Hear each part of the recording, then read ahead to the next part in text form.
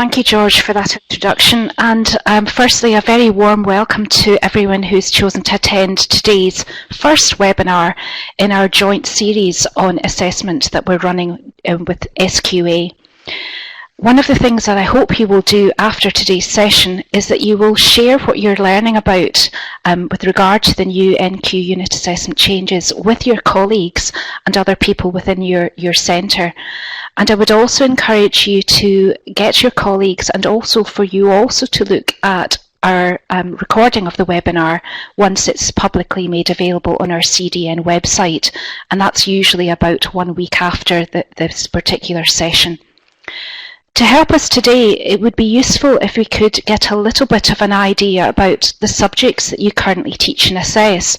So what I'd like you to do during the opening couple of slides while I'm doing the introduction is if you could use the chat box, please, and just give us a little indication of the subject areas you work within. That'd be really helpful.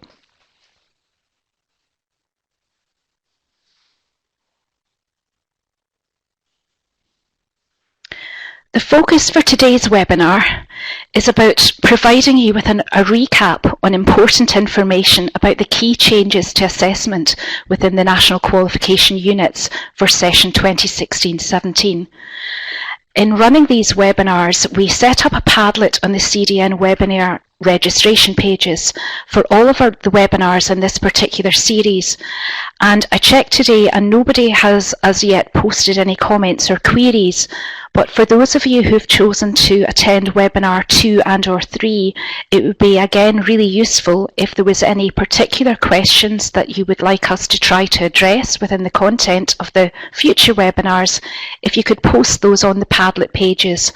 And we will keep those Padlets open for several weeks after the particular webinars.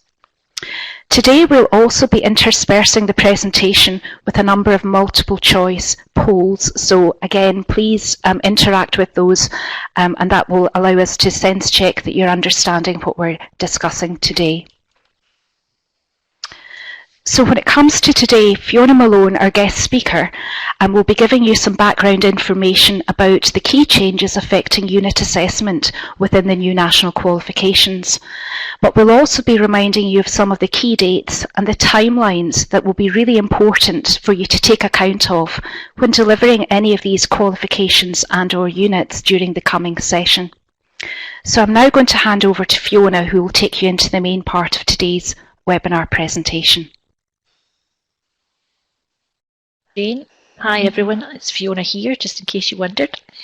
As George said, I'm one of the liaison managers with SQE and it's my responsibility to work in partnership with colleges and schools within my regional area to help them understand anything about national qualifications.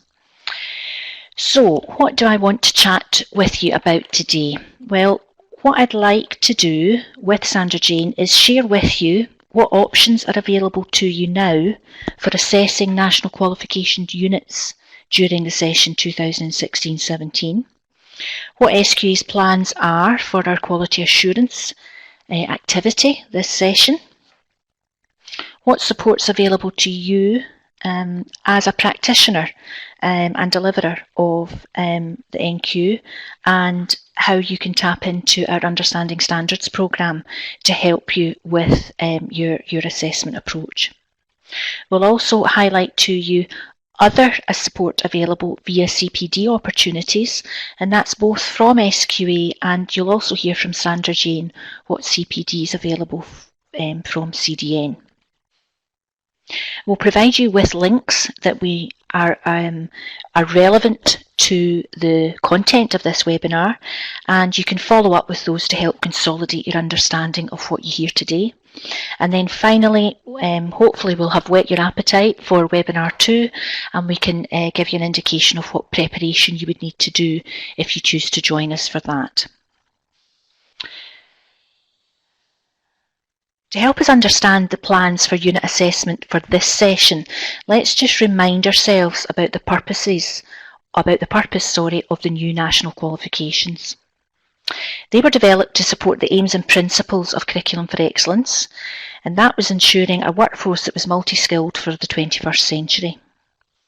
But with any new initiative, and in light of feedback about the new nationals during their first 2 years of delivery, SQA, as part of the responsibilities as a partner of the Reflections Group, undertook research during 2015. There was 2 pieces of research that were undertaken under the banner of initial evaluation of the new NQs.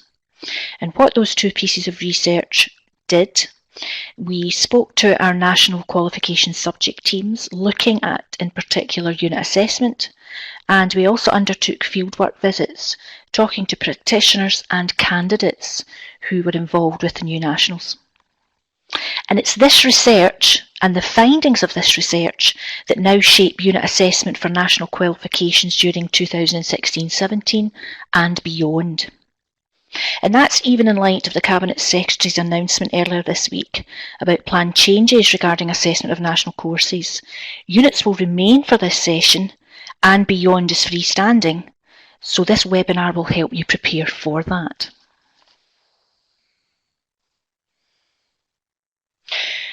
What we've implemented in terms of unit assessment for 16-17 is available and detailed within the above research, which is shown on your screen there. And the whole point of this research was to help address the feedback that we were receiving from centres, and that was around things like lessening the assessment for candidates, the amount of assessment and the type of assessment, reduce the amount of recording that was needing in terms of unit assessment, and to try and address where there was duplication of subject content between the unit assessment and the course assessment. And obviously, if you want to read the full details of this research, you can access it at the web link given on the slide. I would strongly recommend you do try and read these, as they set in a context the content of the subject review reports and subsequently the Understanding Next Steps guidance documents that we're going to refer to later on in this webinar. So it puts in a context what is going to happen with your subject from this year forward.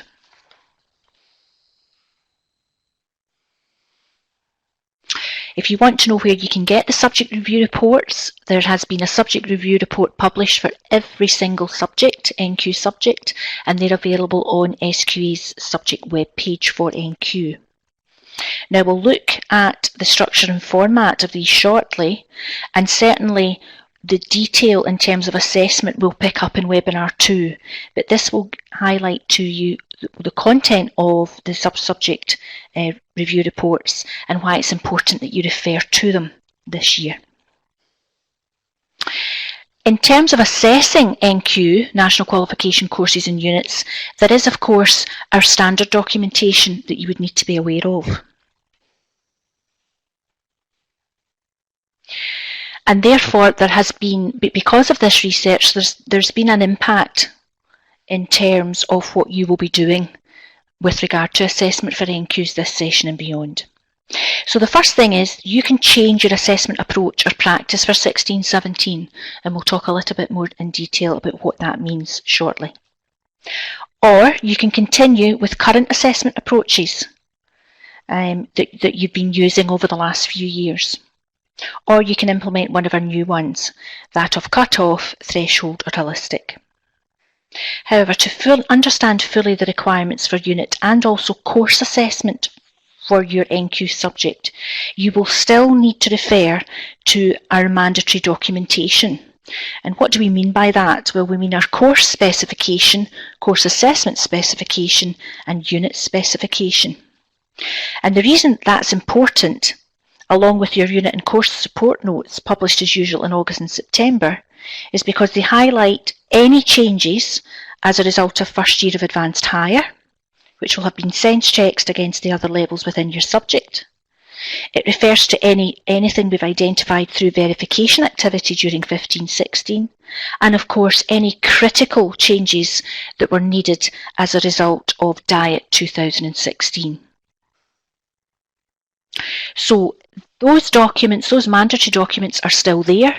You still need to refer to them to sense check if there's been any further amendments made as part of our usual updates with the implementation of the new national qualifications. However, If you want to apply one of our new approaches for unit assessment, i.e. the cut-off threshold or a holistic approach, you will also need to read your subject review report and, if applicable, your subject guidance note called NQ Next Steps. Ideally, SQA wanted to have all this information in the mandatory documentation, but time and resource did not allow this. So this is why we have a temporary misalignment of all documents. So just to recap there, folks, you should be reading all of your mandatory documentation as normal to check what changes would have come up during session 15-16. But for 16-17, you will also need to read subject review report and your subject guidance note if there is one for your subject area. So, in terms of the subject review reports, how are they formatted and how are they structured? Well, they're all formatted and structured in the same way. Every report has a background section. It has key issues section, which emerged from the research that I mentioned to you earlier. And then it has an action plan section, which details what you can do with assessment, unit assessment for 16-17. Some review reports are longer than others, depending on the volume and complexity of what is planned. Again, it's important you're aware of these documents and know what options are open to you and your candidates. The review reports cover all levels from SCQF Level 3, National 3 up to Advanced Higher. If you're in doubt about what they mean, you can speak to your SQA coordinator in your college and they can get in touch with the relevant liaison manager for your college SQA, and we're happy to come out and chat to you in more detail about that. Following on from our subject review reports, at the end of August, we also produced for some subjects a subject guidance document, which is called Understanding the Next Steps for Session 2016-17. And what this does, again, they're structured and formatted in the same way, but the purpose of this document is it gives you more exemplification on the assessment approach for your subject. So, for example, if your subject in 16-17 has introduced a threshold or a cut-off, the guidance document will explain how that will work in practice. It should be read in conjunction with your subject review report, and again, it will explain in detail the assessment approach, what UAS was available if we've amended it, or what you would need to do to that UAS to reflect that new approach. And obviously, as always, and really important, the relationship to the course assessment.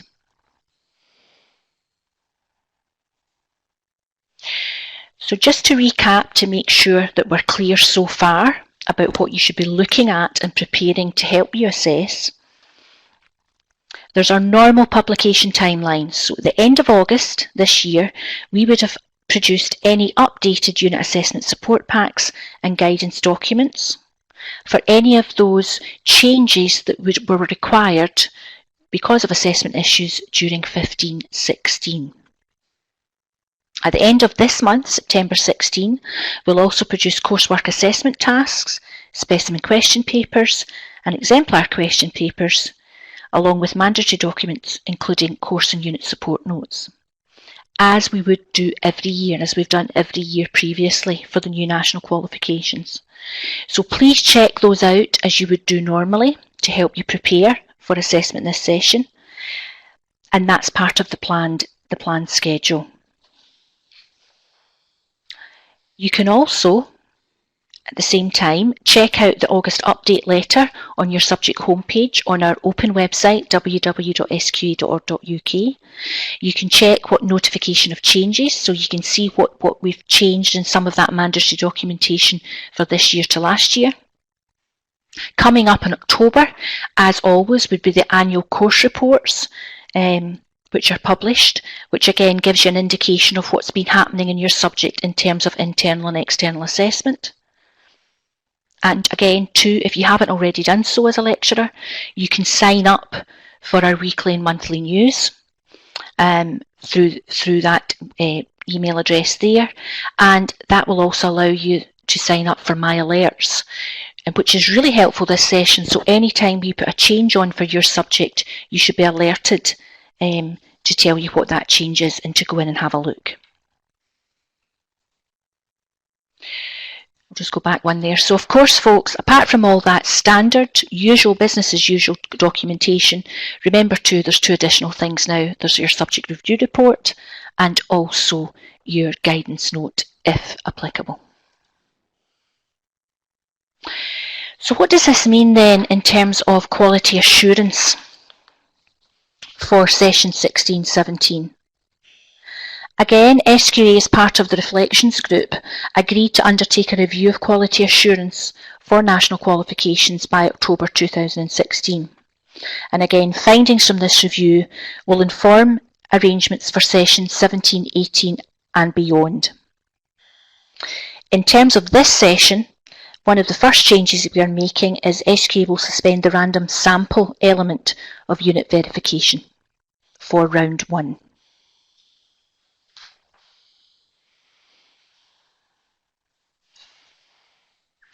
As always, centres can be selected for verification if they are new to delivery, and that again is a support mechanism, or if they had a not accepted in the previous year. And again, that's to give you the support that you would need in terms of unit assessment. And as I said, we're suspending random sampling for round 1. However, we will continue to do a proportion of random sampling across IACs and the added value units in round 2.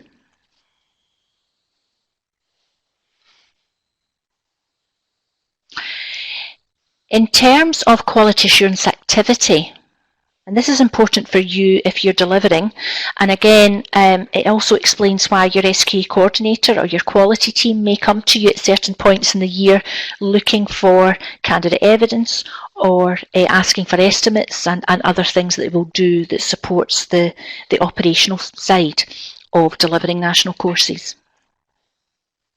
So this is SQA's planned quality assurance activity for 16-17. We're starting that at the moment by delivering and providing nominee events. Are any of you nominees here today? If you are, could you put that into the chat box for me? Nominee events is the start of our quality assurance activity, because that's where we update our nominees in terms of how to externally verify candidate evidence for unit assessment. And the nominee events for this session will cover existing unit assessment approaches, which was unit by unit, combined and portfolio, and they will also cover the new assessment approaches of cut-off, threshold and holistic. So again, if you're either a nominee or you know who your nominee is within your centre, it's worth having a chat with them. And Sandra Jane will be telling you more about how CDN are going to use college nominees to support you throughout the session too. So once we've got all our nominees up to speed and they meet with their training and they're trained by our principal verifiers, we then start planning selections for verification activity. And what will happen is we will notify centres in December for round 1 verification, which occurs in February 17.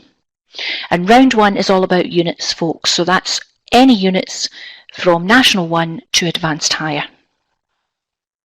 And if there's any questions about sampling of that, we can pick that up during the question and answer session. Then we then move on to round 2, which occurs between March and May. And again, you should be notified of round 2 between the end of January and February. So again, your SQA coordinator will have been notified in December and in February what you've been selected for round 1 and round 2. Round 2 has a different focus. It's very much about the internally assessed course components that make up national qualification courses. So here we'll be looking at National 5, Advanced Higher, Higher, also National 4 Added Value Unit, As you know, that's the internally assessed course component for National 4, and any targeted units that we feel were maybe causing practitioners a bit of angst and causing issues for candidates. So it's very much business as usual this year, apart from the random sampling at round 1 being suspended.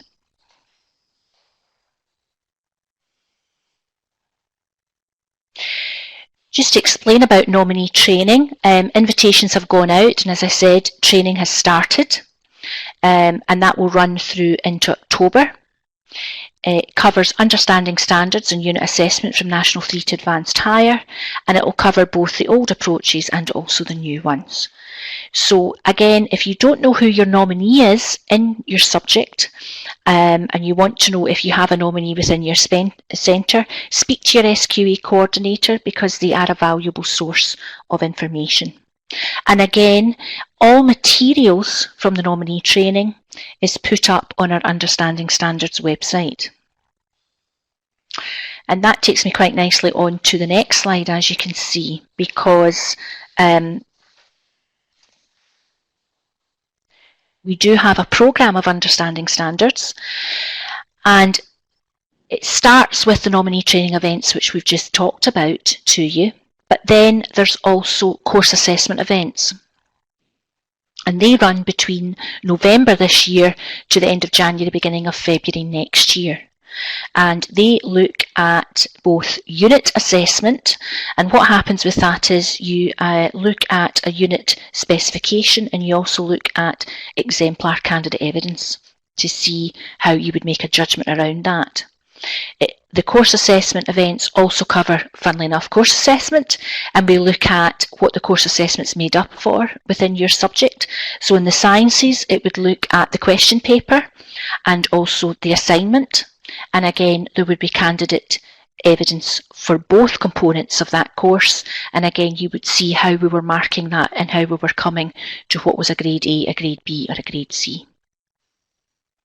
Again, anything from these course assessment events are put on our Understanding Standards website. So all material, in other words, presentations and task sheets, etc., are put on the Understanding Standards website for you to access after the event, and we guarantee that they'll be up within 4 weeks after each event. So we don't wait to February next year before we put everything up. They will be putting up on an ongoing basis. And if you're looking for the candidate exemplification, you can get that for unit assessments, you can get that on the Secure site. But everything else is on the Understanding Standards site. So even if you can't get booked on, folks, because they do fill up very quickly, you can still access the material afterwards. And obviously that material at the course assessment events reflects the material that was used at the nominee training events. So again, it's worthwhile knowing who your nominee is so you can speak to them about that material.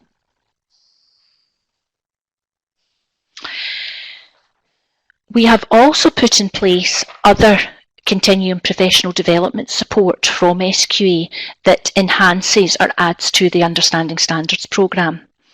And what a centre can do through their SQA coordinator is put in a request for local CPD.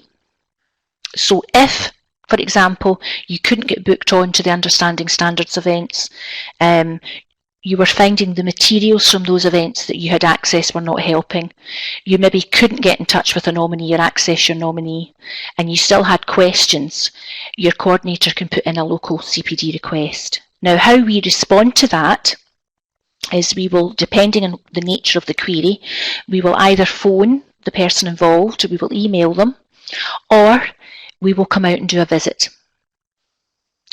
Sometimes too, we're putting on webinars, and there is webinars available too this year, and we'll be adding to the webinar programme as demand dictates. You can also speak to your liaison manager for your college via your SQA coordinator, and they're more than happy to come out and run sessions for you too. So there's plenty of support that are available, but if you don't know it's available, you don't know how to tap into it. So again, after you leave the webinar today, I'm sure you'll be dashing off to read your subject review reports and your guidance documents, etc. If there's any questions arising from that and what that means in terms of assessment practice for you this session, speak to your coordinator and see what form of CPD would help you address those questions that you have. What I'm going to do now is hand back over to Sandra Jane, who will talk to you about CPD that's available from CDN. Thanks, Fiona. That was a very thorough explanation of some of the range of support documents that are going to be really critical for you as lecturers to make sure you make the most of the assessment process with your learners. But in the spirit of partnership working, the College Development Network are also undertaking a variety of training and CPD activities that you might want to have a think about. And those are based on a variety of different approaches to recognise the fact that everybody's assessment journey and their knowledge of the assessment process will be very different in centres. So in addition to the support provided by SQA, some of the examples of things that we've got coming up in our planned events and workshop programme over the next couple of months are, for example, our ABCs of assessment workshops. And we have 2 workshops taking place over the next 4 to 6 weeks. One in Stirling on Tuesday the 27th of September and again in Stirling on Monday the 24th of October. And these are full day events. They start normally about 9:30ish and would last till about 3:30 in the afternoon.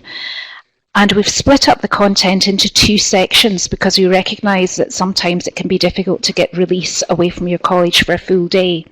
So the morning part of the session focuses on unit assessment approaches and provides perhaps a chance to discuss with other colleagues what the new unit assessment approaches are within the qualifications that you are currently delivering at national qualification level, but also at other qualification levels, and then culminates in a review of some of the best practice features to think about when planning assessment for your learners. The afternoon has a slightly different focus and it's picking up on the C element of the ABCs, and that's about assessment planning. So the focus for the afternoon section is really on getting a thorough understanding about the importance of coordination and consistency in that process, and the understanding of the roles, who does what within that assessment planning process, and the activities and the processes that you need to consider during pre-delivery, during delivery and post-delivery of any learning programme or unit. In addition to that, George mentioned earlier that I'm course tutor for one of our Learn Online programmes, and for those of you who are not familiar with teaching in colleges today, this is a free access programme available within CDN Learning Online. And you can go in and anybody within the college sector or anybody who registers on our website can actually go in and review any of the teaching and learning support materials. And there is a section there talking about assessment and assessment practice, which includes aspects to do with formative assessment, but also summative assessment practices. There's also a section on the college curriculum and the college context, which might put some of the things we've been discussing today into a little bit greater detail for you. In addition to Fiona's previous description about the role of SQA nominees, one of the things that CDN is taking forward over the next few months is to maximise the potential and the knowledge transfer for any college personnel, college lecturers who have gone through that SQA Understanding Standards training that Fiona was describing earlier on. And our plans moving forward, once the SQA college nominees have gone through their Understanding Standards training programme, is to tap into that resource and to ensure that that knowledge is transferred effectively across the full college sector. And the way we're planning to do this at this point in time is to either hold possible half-day workshops and or webinar programmes where we will use the SQA nominees detailed knowledge of their specific subject area to make sure that all colleges and all college lecturers delivering that subject have access to the best possible advice to support that learning process. Okay, I'm going to hand back across to Fiona again for the last few slides of this presentation. Thank you.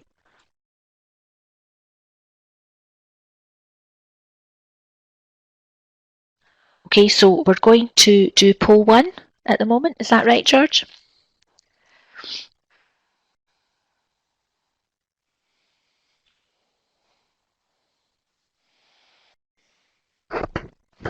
Okay, and now we'll move on to poll 2.